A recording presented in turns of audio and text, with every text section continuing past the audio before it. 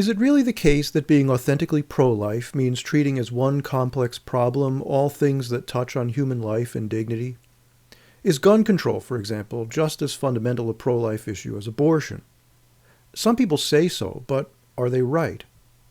I'm Dr. Richard Bolzachelli for Catholic Studies Academy, and in this video I'll explain how this suggestion isn't just incorrect, but conceals a misstep which, if left undisclosed, threatens to undermine traditional Catholic morality as a whole. Now, before we get started, let's not forget the basics. If you haven't done so already, go ahead and hit the like and subscribe buttons, ring the bell, share our content, and if you feel so moved, please support our work by hitting the thanks button to make a direct donation. So let's get started. Some have suggested that Catholic thinking on life issues represents a seamless garment, an interwoven fabric of issues that can't really be separated from one another. The phrase seamless garment was coined by Joseph Cardinal Bernardin in 1984, and it involves the idea that we need to recognize a consistent ethic of life. It's argued that concern for the dignity of the human person is the fundamental issue, and anything that undermines that dignity or diminishes it needs to be a focus of our concern. There can't be any pet issues, in other words. Abortion is evil because it threatens the dignity and value of human life, but it's far from unique on that score. Without getting into the debate over what is or isn't the correct interpretation of Bernardin's thought on this point, it's fair to point out that pro-abortion Catholic politicians get a lot of mileage out of the seamless garment idea by suggesting that their opponents are even more evil than they are because they advocate for economic policies, they say, contribute to income inequality or environmental damage or put guns on the streets, and that these are the very conditions that make abortion necessary. Now, while there certainly is some truth to the claim that most issues don't exist in a vacuum, and if Catholics are serious about the dignity and value of human life, they need to be concerned with more than just abortion, there really is something deeply misguided in the way this so-called seamless garment morality is often presented. Not infrequently, those who appeal to this thesis draw moral equivalencies between the direct and intentional taking of innocent human life, like abortion and euthanasia, and other concerns that, in some indirect way, may contribute to avoidable human suffering. But these two classes of acts aren't really equivalent at all, and pretending that they are presents a grave danger to the integrity of the Church's whole moral framework.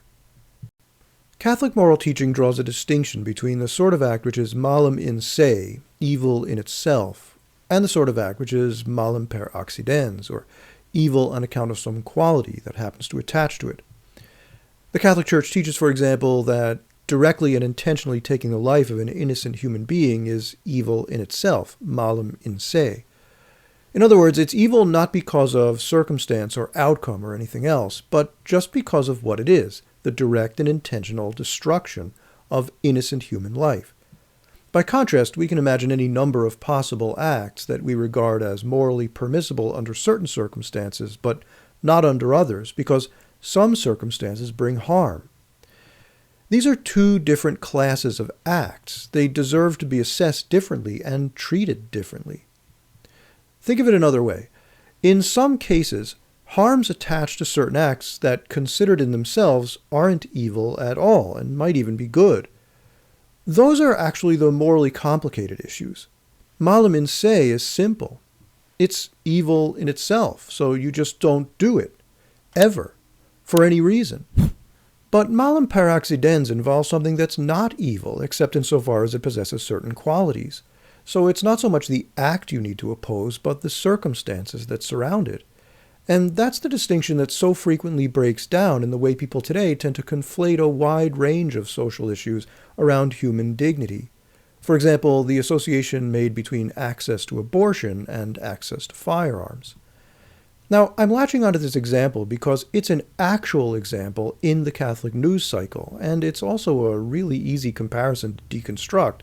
So doing so will help us see very clearly where the problem lies and why it's so important. In an interview from June 27, 2022, Archbishop Vincenzo Paglia, president of the Pontifical Academy for Life, said that having too many guns at hand is a grave threat to life, and the implication seems to be that If we defend a right to keep and bear arms as enshrined in the Second Amendment of the United States Constitution, we work against life. His comments in this interview came on the heels of the announcement of the United States Supreme Court's majority opinion in Dobbs versus Jackson Women's Health Organization, resulting in the overturning of the precedent set in Roe v. Wade in 1973, which had enshrined abortion as a fundamental right under the United States Constitution, nullifying abortion restrictions as they then existed throughout most of the country. The overturning of that precedent marks a decisive turning point in the fight against abortion, which the Catholic Church sees as a grave evil in itself, malem in se, and not just on account of some circumstance that attaches to it. Now, I don't want to sound as if I'm nitpicking, but I need to draw attention to a certain problem in the way Archbishop Paglia phrased the problem, because doing so demonstrates the more fundamental issue. When Archbishop Paglia says that too many guns represent a grave threat to human life, what does he mean by too many, and what would be the right amount of guns to have at hand? How do we even determine what that figure is? If by too many guns at hand we mean armed criminals, then even the staunch Second Amendment advocates of the NRA would probably agree with him. But if all he means is lots of people owning and carrying firearms, then in fact, as the work of John Lott has consistently shown, it's not at all clear that gun ownership by the general populace represents a threat to life at all, while the opposite may well be true. I know this sounds counterintuitive, and there are plenty of other scholars who would mount arguments against Lott's research, but that's an academic question in the area of social science, not a question of morals or Catholic dogma. According to Lott, in every single case in which a ban on firearms has taken effect, murder rates in those places have increased after the fact. We can debate why that's happened, but that it's happened is a measurable statistical reality. But again, that's a question of statistical fact, not moral principle. And I'm actually more concerned here with the question of principle. So even if it were the case that gun density represented a clear and measurable threat to human life, that threat wouldn't be attributable to the presence of guns as such, but to their use. That's where the issue lies. I'm not logic chopping. The real comparison isn't between abortion and guns, but between women's health clinics and guns, and moreover between abortion and murder. Contrary to the narrative promoted by those who advocate for abortion, opposition to abortion isn't opposition to women's health clinics. It's opposition to a particular act performed at some women's health clinics and in other places as well. Likewise, it's not the gun that threatens human life, but the use of the gun or some other weapon in the perpetration of murder.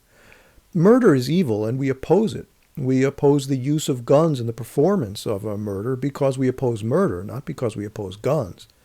And for that reason, I no more oppose the possession of a gun than the presence of a women's health clinic. I oppose murder, and I oppose abortion because it's a species of murder. That's the moral equivalency. So, if it happens to be the case that guns are just so dangerous that the proliferation of them tends to place human life in grave danger all by itself, and there seems no proportional good achieved through the possession of a firearm to justify accepting that elevated threat to human life, then the proliferation of guns would be evil and perhaps should be opposed on account of this quality. The proliferation of guns would be malem per accidens, in other words, but even then, it still wouldn't be evil in itself. It's not hard to see the difference if only we try. When it comes to malem per accidens, you get into findings of fact, risk assessments, cost-benefit analyses, and broad policy judgments. These are practical considerations in which people of good faith can arrive at different conclusions. So you can't really argue that being pro-life in principle requires advocacy for strict gun control policies just as it requires opposition to abortion. Indeed, Catholic moral tradition recognizes a right and even a duty to self-preservation and the defense of innocent life against unjust aggressors. Firearms happen to be particularly well-suited tools for the exercise of that right and the fulfillment of that duty, even if they're dangerous tools that can also be used to victimize the innocent. Likewise, women's health clinics are well-suited vehicles for providing a wide range of specialized health care for women and their distinct medical concerns, so pro-life people could advocate both for the building and staffing of women's health clinics and for the right to own and carry firearms for self-defense. It's not the clinics that are evil, it's abortion, and it's not the guns that are evil, it's murder. The clinic itself would become the subject of opposition only if it could be shown that it existed solely or principally for the sake of performing abortions or perpetrating some other grave evil, and the weapon itself would become the subject of opposition if it could be shown that the weapon existed solely or principally for the purpose of facilitating or threatening unjustifiable homicide. Indeed, that is the case for some women's health clinics, but certainly not all of them, and it's the case for some weapons too, but again, certainly not all of them either. Now, I'm not shilling for the gun lobby here, I'm just explaining the moral principle in play. That's how moral theology and ethics are done. We don't condemn something as a moral evil just because it's scary or makes us feel uncomfortable. We have to reserve moral opposition for things that are evil, and even then, the sense in which we condemn an evil thing has to match the manner in which it's evil. That is, either in se or per accidens. This is a very important issue. When the distinction between malem in se and malem per accidens breaks down, Catholic moral teaching itself collapses. This was among the central points to which Pope St. John Paul II returned again and again in the course of his papacy, and which he made the central focus of his encyclicals Veritatis Splendor and Evangelium Vitae. If we reduce all evil to the same class, either all malem in se or else all malem per accidens, we obscure the wisdom disclosed in Catholic moral teaching for 2 millennia. As a result of doing so, one of 3 possible assertions would follow, each of which has been condemned by the Church in former times as derogating from the faith. First, we might hold that all our distinctions between various sins are really arbitrary and capricious, a matter perhaps of law but not of morality, and raising the question of why some sinners are given more latitude by the Church than others are. From this perspective, it seems that the gravity the Church attaches to one sin over another expresses only the sensibilities of the times, or the personal preferences of the bishops or the pope, or, more scandalously still, what happens to serve their own practical interests, all of which are subject to change over time. One would argue, then, that equal things should receive equal treatment, and since the imposition of censure for every conceivable sin would surely empty the Church of her members, the only rational course of action is to excuse all sin without distinction, relying on the mercy of God to cover every offense, including obstinate impenitence. All sin is grave, and we're all grave sinners, and the Church is the company of grave sinners, all equally guilty and all equally welcomed and assured of heaven nonetheless. Alternatively, one might hold that there's no such thing as malem in se at all, and the quality of every human act is assessed on the basis of some circumstance that pertains to it, whether it be the conditions under which it was performed, or certain outcomes to which it leads, or something else. Any act might be condemned or praised, punished or excused, depending on any number of factors. The very same object, that is, the very same thing concretely done, would be good in one case and evil in another, not on the basis of its being the act it is, but because it led to a good outcome, or because it was done in a certain frame of mind, or in a certain way, or under a certain set of conditions.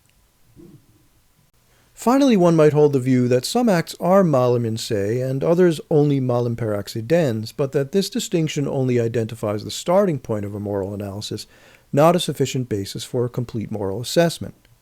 There can be moral equivalency between that which is evil in itself and that which is evil only on account of something that attaches to it, as we know precisely because in both cases we identify an evil to be opposed.